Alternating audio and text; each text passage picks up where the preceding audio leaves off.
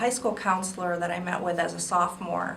And when I started exploring, it was one of those, you had a scheduled appointment, and I went, and she was helpful in giving me that information about you need to change a little bit about what you're doing.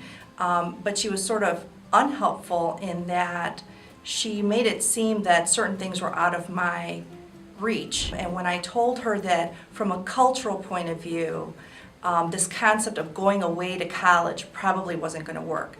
My parents were extremely uncomfortable with the thought of sending their daughter away to school. It just wasn't something that was in the realm of their experience. So I said, I have to go to school locally. What are the good schools locally? And they told me Loyola DePaul. Most of the girls from Resurrection go to Loyola or DePaul. And I said, well, what are some of the other choices? And when she said, I said, what are the best schools? Well, University of Chicago, Northwestern, which I'd never heard of either of those schools. And she said, but girls from here don't go there. And for me, it was like waving a red flag in front of a bull. And I said, oh, really?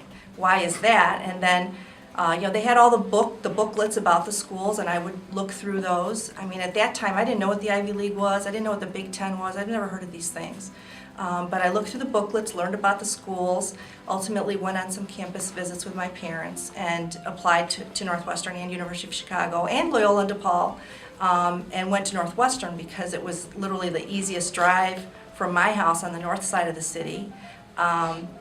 And they had the best financial aid package because they're a big school with a really large endowment, and that makes a difference.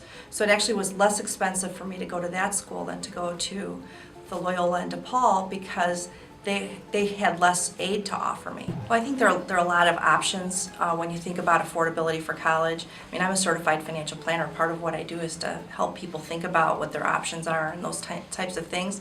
And I think it's important to not limit yourself to the least expensive school that you can afford, because sometimes those more expensive schools that are more selective are looking for a diverse student population. So obviously being a Hispanic is a plus, and they have larger endowments, so they can sometimes make you a better financial offer that in terms of what you have to put in, what you have to borrow, comes out less than what it might be at a less expensive school that isn't as well supported by alumni and grants and such.